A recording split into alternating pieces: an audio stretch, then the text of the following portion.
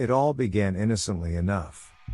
I was at an antique store, browsing through the dusty shelves, when I spotted it, a doll, sitting on a worn-out chair in the corner. It was old, its porcelain face cracked with age, its eyes glassy and lifeless. But there was something about it that drew me in, an inexplicable fascination that I couldn't shake. The shopkeeper noticed my interest and approached me. "Ah, that's a special one," he said with a cryptic smile. "It's said to be cursed, you know.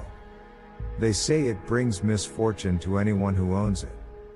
I laughed off his warning, attributing it to superstition and old wives' tales. But despite my rationality, I found myself reaching for the doll.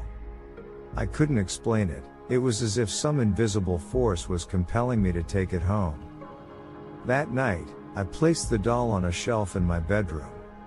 Its glassy eyes seemed to follow me wherever I went, its presence casting a haunting aura over the room.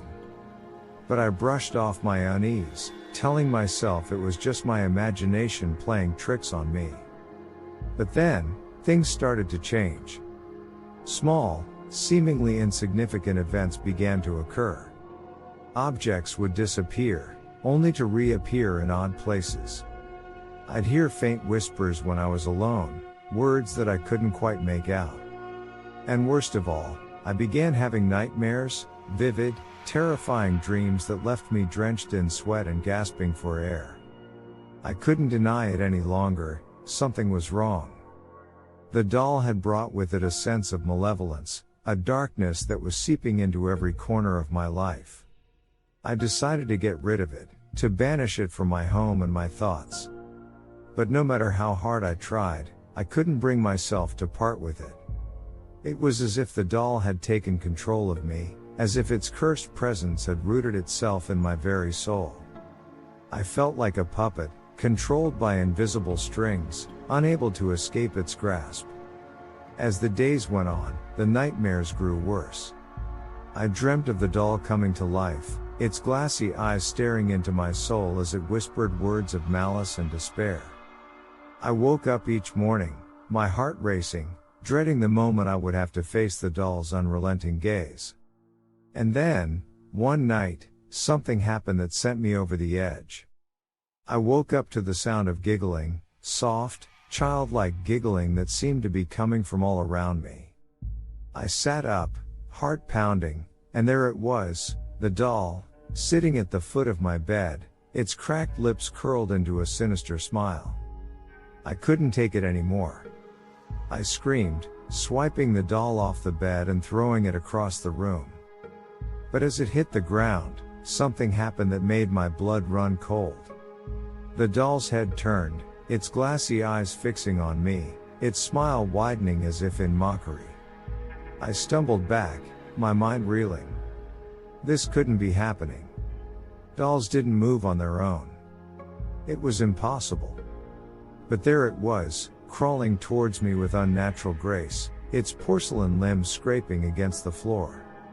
I fled the room, my heart racing, my breath coming in ragged gasps. I locked the door, my hands shaking as I tried to make sense of what I had just witnessed. But there was no denying it, the doll was cursed, and its curse was now a part of my life. Days turned into nights, and I became a prisoner in my own home. The doll's presence seemed to pervade every inch of space, its malevolence a constant weight on my shoulders. I'd hear it giggling in the middle of the night, its voice echoing through the walls like a haunting melody. I tried everything to get rid of it. I burned it, buried it, even threw it into a river. But each time, it would reappear, sitting on my doorstep, its cracked face leering at me with its eternal smile. It was as if the doll was taunting me, mocking my feeble attempts to escape its curse. I knew I was running out of options. The doll had taken control of my life, and I was powerless to stop it. My nights were filled with terror, my days with paranoia. I could feel its presence, its malevolent energy, always lurking just out of sight. And then, one night, I had a dream that felt more like a nightmare than anything else. In the dream, I was standing in a dark, desolate place, surrounded by shadows. And there, in front of me, was the doll, its glassy eyes fixed on mine. "You cannot escape me," it whispered, its voice a chilling echo in the darkness.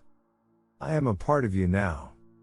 I woke up in a cold sweat, my heart pounding in my chest. I knew what I had to do.